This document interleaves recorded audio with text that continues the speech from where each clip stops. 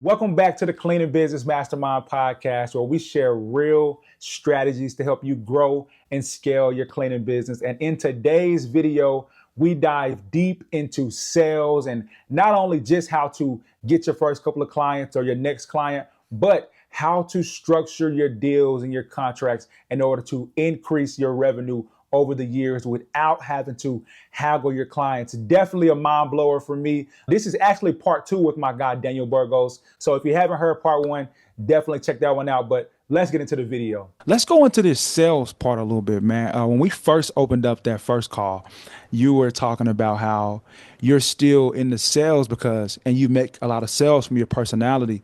What would you say to the person that's like, they shy, they don't want to break out of their shell, or they never learned how to, but they want to grow a business? They want to, like, what's some basic sales, like one-on-one, and then what books, what would you recommend somebody do to kind of level up their sales? I do like the book from Grant Cardone, Sell or Be Sold. That's a huge, that's a really great book. It builds confidence. Also, the way that I started to, I don't generally try to sell people like the Wolf of Wall Street, for example, where he's like, sell me this pen. And we don't do that. We're just here trying to provide as much information as possible, target the customer's pain point. So their pain point is probably, these people come in and they don't really clean. They just run through things and leave, right? So then I identify that pain point. And what I do is I generally tend to give them the reverse psychology of it. It says, yeah, sometimes we get some cleaners that'll do that. And with our supervisors and our team and our process in place, we tend to generally get rid of them pretty quickly. So we do a write-up process, and we write them up 3 times and we get rid of them, right? And when the client hears that, they're like, oh, so you have supervisors. Oh, you have managers. Oh, tell me a little bit about that. And that's your sales, right? You start to dive into your process, and people love that because there's a lot of cleaning companies. I mean, I'm sure we can all attest, there's cleaning companies everywhere. And when people are bidding lower wages, or cheaper, should I say, generally those people are not going to have supervisors in place. They're just going to try to land the account. We don't do that. So, and I tell them, I'm saying, generally, we're not going to be your cheapest, but it's because we have a process in place. We have our managers, we have our supervisors, and we're going to take care of you. So when you see something, know that we more than likely already saw it and we're addressing it. You shouldn't see it there for much more longer, right? So the idea is the next day. And then that's how we kind of sell, but it's generally just going over our process. And as you start doing more and more walkthroughs, that tends to fine tune everything you're saying and your process, and then you'll build confidence off of that. And you could also practice on your own. When I started, I just did a little checklist, a couple questions of what I wanted to know, and I needed to have that all answered before I left. Man, I love that. I love that a lot. So would you recommend having, okay, so you do it on your own. You recommend starting and learning like that on your own as well. And I love that you said that. You're pretty much just telling the truth. You're just being honest, letting them know. You're not competing on price. You're competing on value. We're going to provide good value. But when you're getting into sales, do you have like a sales team as well? You got people selling for you? No. So generally I'm doing all the sales. We're still small enough where I started looking into another salesperson to go with me. And then try to, kind of let them fend off for themselves. So I've been looking at some compensation packages and plans in place, but generally I have everything else delegated. So I tend to just, do all the sales for us. Yeah, I love that. I love that. And you're to a point where now you're doing the things that you like to do. You genuinely like to do. Yeah. And what you're good at. Right. I like that a lot. And then sales too, man. You might have heard me talk about Myron Golden. I mention him in probably every mastermind I do. But he goes Myron, as I do. Yeah, you've heard of him? Yeah. So we're big in the community in ClickFunnels. He's Russell Brunson. So we've had dinners around ClickFunnels and all that stuff. So yeah, no. Awesome. And he's Christian. So Yeah, man. I love him. I Yep. love how he teach business Yep. principles, or he teach business from a biblical standpoint, or whatever you Yep. call it. Yep. Um, That's but I love how he talks about the highest level of value being communication, sales. When we're doing the cleaning and all the managing, like where I am right now, I'm doing a lot of the managing. We've been talking about and having conversations like this, the masterminds, it's giving me ideas. I don't think people realize, like, bro, I'm getting coaching from you guys, chopping it up with you, man. and then sharing it as well. But it's really helping me figure out, like what you're saying. You delegate all the other stuff and you do what you really love to do, what you're good at, like the sales and using your personality. What's something else that you would give to somebody that's like, man, I got this call, or I'm stumbling over my words. Like, what do you give them? What would you tell them? So I embrace it. So actually, I used to get so nervous and I would stumble, and then I would be in the walkthroughs and actually like stumbling over my words and trying to figure out what to say, what's the right thing to say. I feel like when you do that, it's just not real, it's not authentic, and people will notice that. And your close rates are going to be a lot lower because people are going to notice that and just make a mental note.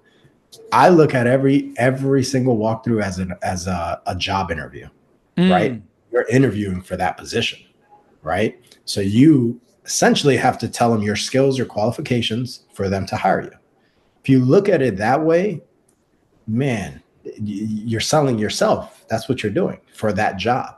And your close rates will be a lot higher, and stop worrying about trying to say the right thing. You say the wrong thing sometimes. And sometimes I'm just being genuine will go a long way. I love Um, that.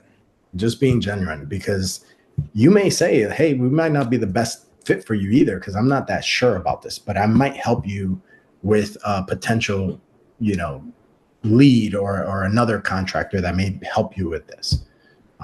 We've done it all. I mean, I've brought in other contractors to go to walkthroughs with me where we may not service that type of work, but we can sub it out and then bring them aboard and give them the expertise and so on and so forth. So, I mean, there's so many ways you can go about this.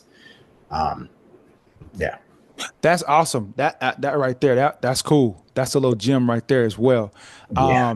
To where you would subcontract it out, I guess, or you would Yeah. just So, pass it along to them.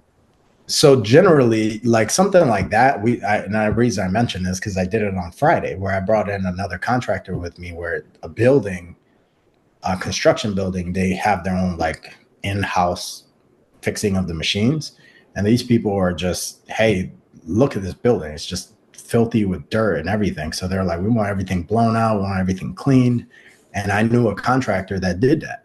Oh, So we're got like, you. right. So I'm like, come with me, let's do this, and then we'll bid it out, and then we take our share, and you take yours, and you do the job, right? Or we just work at it together, right? Sometimes they may not have enough guys, and we work at it together. But it's a big enough project. I think I'll just kind of give you some numbers. That job alone as project work will probably take about 6 months in increments. So like work 2 weeks, then you're off for a couple of weeks, then you're working a couple of weeks. It'll probably be somewhere around $50,000 or $60,000. That's Mm, just one project job. got it. Man, that's amazing. That's a big one right there too. Yeah. I want to ask you this too, man. I had a coaching call with somebody, and they asked me, they're up in New York, and they were like, "Man, I'm going out there door to door, face to face with people," and he was saying that he want to find a way to stand out. He asked me, "What do I think about offering some sort of free this or that?" Like, what advice do you have on that when it comes to sales on that part? Do you offer anything like complimentary? Do you all do initial cleaning fees? Kind of, how does that go when you're going out there too? So it's very hard to stand out. You got to get creative. If anybody searches my information, my background, you can kind of dive into my company, and you'll kind of see a lot of similarities, and also just kind of little things that we do a little bit different.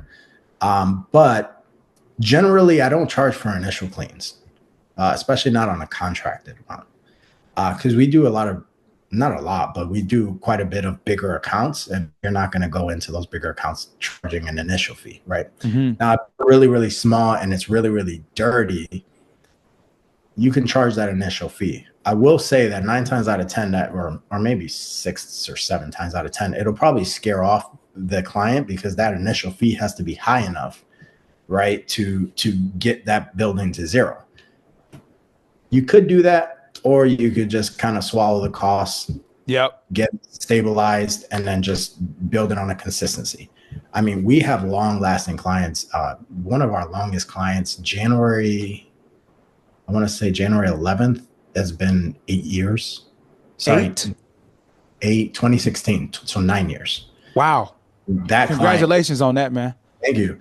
That client is $8,700 a month. So awesome. Yeah, we didn't do an initial clean for them. We just got working, and we lived the long term. We lived the long term. Wait a minute, bro. Let's do the math on that real quick. $8,700. It didn't start at 87. You went up over time.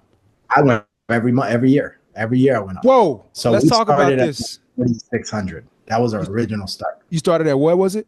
Like 4,600, I think it was. You started at 4,600 9 years ago. Now you're up to 86 or 8,700. Yeah. Bro, how do you do this? Let's have this conversation real quick, because this is something that I've struggled with. Yes. I've only went up on one account. And then my floor cleaning that we do in Arkansas, all of those accounts we've went up on because my contractors went up. So I had to. Anyway, long story short, what is this conversation like? How do you go up on your accounts? Kind of how do you structure that? All right. So generally our A&Rs, our accounts receivables and accounts payable person, they draft up all of our numbers, right? So we go in every single year, probably around September, October, we go through our numbers of all of our accounts. So we identify which are the lowest margin accounts and which ones are we going to have to increase, right? So we don't necessarily increase everybody, especially if they're higher margin accounts. So we identify who are the lower margin accounts, and then we look to increase. Generally, we do an overall, right? So if minimum wage is going up, or if it hasn't, but fees have gone up for supplies, equipment, we hired a new manager, so now there's a percentage of everybody that, or they got an increase in pay, stuff like that. We have all our numbers dialed in. So then we take that percentage, we add it, and then we just add a profit on top of that. How much do we want to make off that account? So we add it. Generally, we're increasing about 5%. Some may be 8 or 9%, depending on if minimum wage or if there's any other fees that came up during the year. But yeah, so we send them an email. So we break down all those numbers. Then we send an email template that my team has drafted. And then they send them an updated contract and the updated number for them to sign. Then we receive it back and we start billing on the next month. Oh man, that is beautiful right there. So and y'all are in good standing. They trust you, they like you, and they're like, whatever, we'll go ahead and do it. And you're saying that 5 to 9% every year, right? Consistently, yeah. More on the 5% than the 9%. 9% has been more of a common thing since COVID, just because in Connecticut, minimum wage has gone up every single year. So therefore, it just becomes higher than 5%. Mm-hmm. But generally in your area, you should probably be around 3 to 5%. Got it. Has this ever scared any customers off? Or have them say like, oh, how's that go? The smaller accounts, they generally tend to either make a fuss about it, but it hasn't been as common. So I will say this, the ones that have had a problem are generally the ones that aren't necessarily happy with your service. And for us, it used to be the 1 day a week cleanings, because it's hard to inspect 1 day a week, right? Mm-hmm. It's generally probably Friday night, Saturday night. So your supervisors are around. You can hardly ever get to them. Though that's why we don't do 1 or 2 day a week accounts, because it's generally like hard to schedule to put them in.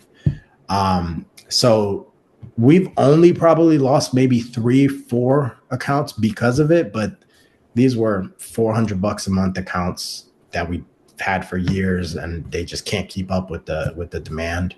But generally, they will have a conversation. They will meet with their management team, and they will come back, and some might even counter or say just, hey, can you add this or do this? Or can you do a deeper clean once a month or something for the offset? And yeah, we negotiate that and go from there. But yeah, Wow, generally man. every year. Okay, this is good to know. This is good for me because that's been something that I've always thought about. But we've always been. So here's how I like to think about it. When I price a job or I bid something, I go into it with the mindset of I could lock this in for the next 3 years and feel pretty comfortable with it, and realize that I may end up losing some of my margin over the years. But hearing this got me thinking like maybe I can start having some conversations, Here's every something you can year. do.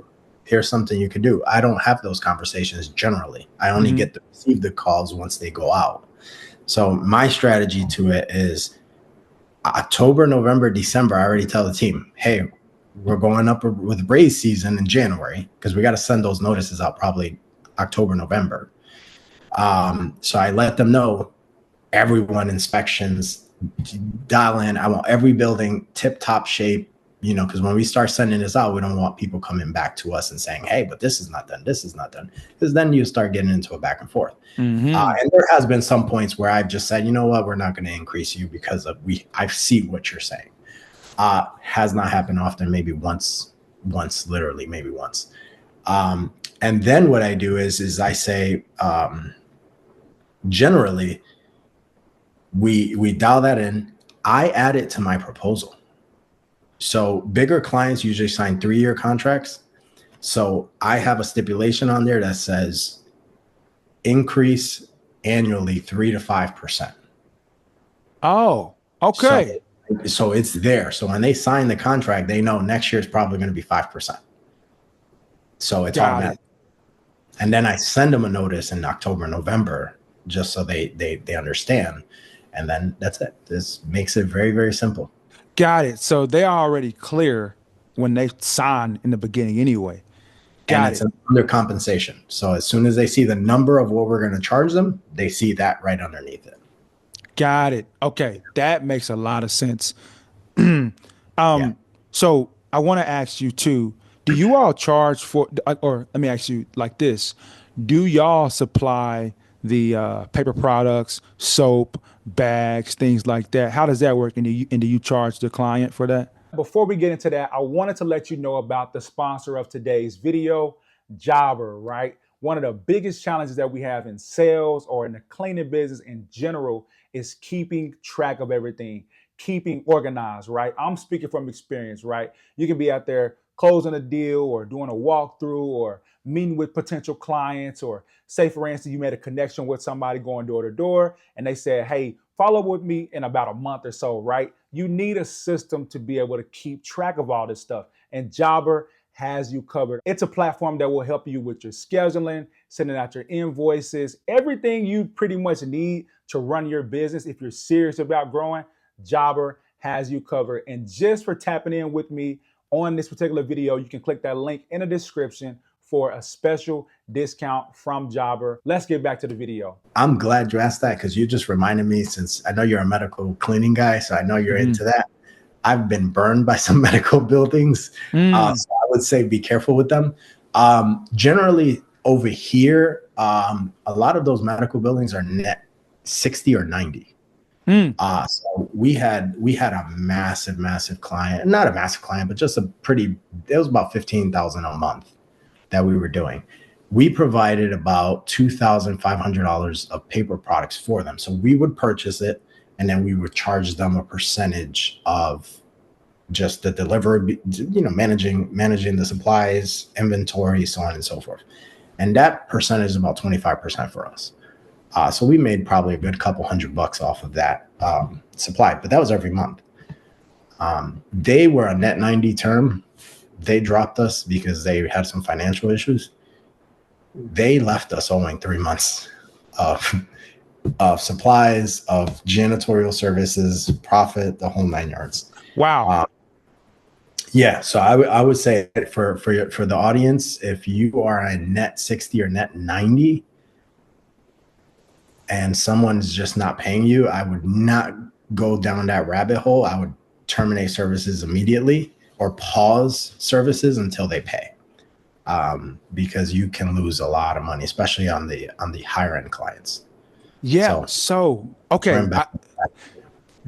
Okay, this makes a lot of sense. I seen you post or you commented on because there's a guy in that group. He said that he hasn't gotten paid or something like that. I made a comment and told him about my experience and what I did. Going up Yeah. to accounts payable and Yep. emailing everybody, calling everybody, and then I did see you post something in there. I think it was Yeah. 57,000 that you guys were. Yep, that's what Wow. it was. Still owes. Yeah. Wow. Now, okay, what do you do in this situation, man? Is this where you're getting legal, authorities Yeah. involved? Okay. Yep. So you can't litigate. You can't go small claims because it's above 50,000. Anything below 50,000, you could do small claims and you could do it yourself. I would recommend anybody that's dealing with this collections type of issue. I would recommend one to do net 30 if you possibly can, which most companies will still abide by it. If you do net 30, then if you go over a month or something like that, you can kind of swallow it. But generally do net 30. And if it can't, you're in net 60, make sure you pause service the minute they're net 60 late. If they're 2 months behind, pause service. I'm not going to do service until you pay. And then it's uncomfortable. I know I still feel uncomfortable doing it, but you cannot, they will, there's clients that will make you bite the bullet and it costs you a lot of money. I know from experience. So anything below 50,000, you could go to small claims. I wouldn't recommend collections because collections, usually they don't get paid or they get really negotiated down. So like in my case, it will go from 57 to maybe 10% of it, right? So you go down to 5,700 and that doesn't cover anything. And then you got to split that with the collection agency. So generally you want to go to small claims or certified mail from a lawyer, certified mail from yourself. That will generally scare them enough to say, okay, they know what they're doing. Or you litigate it. Got it, man. Yeah, that's something serious right there. That's a big one. And there is people that deal with that for real. Yeah. Especially like I know there's some construction contractors that might do stuff like that, and they just and that's the thing too, man. How do you vet your client? You know what I mean? How do you know when it's a good client for you? So the way that I identify it is if they're consistently late. If every month they're 10 days late, 8 days late, 15 days late, I would start developing a routine of pausing service because if they ever drop you, more than likely it'll be when they owe you 2 months or 3 months of service. And if you just let it go on, you will more than likely not see that income. So if they're consistently late, I would even go as far as say, listen, there might be some people in your audience that may say, yeah, but this client pays me $8,000 a month or $5,000 a month. I can't drop them. I would probably drop them. If they're a bad payer, they will tie up your accounts receivables, and that usually hurts when you're trying to make payroll, right? And if that's a client that you have, stop service immediately if they're a day late, and then you'll see how fast they paid you. I mean, this client, and I'll get into details because I'm not explaining what the client is, but that client owed us $100,000, and I did a service, and then they wrote a $53,000 check that day. They wrote the $53,000 check, and then that same day you started back, and then what after that? Then the following day, they called us to come in to drop our service because they couldn't afford to pay us. Got you. Okay. And that's they still owe us the 57. Wow, man. Yeah. Okay. Yeah. So it can get really, really scary out there for especially with bigger accounts. You have to be very careful. It's not just offline colors because you have a big, massive account. You have to know your process and make sure you you got to be willing to drop them in a drop of a hat. Yeah, got you. And I think the fear comes from dropping a client because they may not have consistent leads coming in and everything, Right. which Right. ties back into, you know, the system y'all have set up where you got your Google My Business going, you got your ad agency pushing you out there to bring in more leads and more clients so that you drop one, you pick another one up. Right. What I would add to that is it's, and I know the feeling because I had the same with them where it's like, yeah, I know, but that's, 15,000 a month. That's a good check that comes in for payroll and so on and so forth. But when you're left holding a big bag, I mean, luckily for us, we're blessed. It's been almost a year that we've been fighting to get that income. So it hasn't really affected us, but to the average person, I mean, that can really derail your family life. You know what I mean? Like it, you have to be very, very careful and methodical. Don't just look at how much money you're making from them. You have to make sure you protect your personal assets, and be willing to bite the bullet or have cash aside for issues that may arise. And this is obviously for the scaling, Yeah. bigger cleaning business owners that are out there. Yeah, so having reserves in place to where you can pull from and be able to take care of yourself. And yeah, man, that could cause a lot of mental turmoil as well. What's some things that you do, man? Do Yeah. you pray, meditate? Oh yeah. You I'm a devoted Christian. I pray. I stay in the Bible. I have yeah. discipleship groups, and through the good and the bad. Let's listen. I always tell people, especially in our discipleships and stuff, it's like everyone wants to make more money, grow, but in the biblically, the Bible says, too much is given, much is required, Yes, sir. right? So when you make more revenue, you're gonna have people depending on you. You're gonna have employees. You got their families, their mortgages. There's a lot of things that come with it. So it's not just all great. There's also much baggage that comes with it. So Absolutely, absolutely. I love that a lot too, man. And I consider it a great privilege. yeah, Like, wow, the Lord thinks that I'm capable, or yeah, He would put this on me, and I know that He wouldn't put me in this position if He didn't have me, yep, equipped for it. So that's great too, man. That's very important.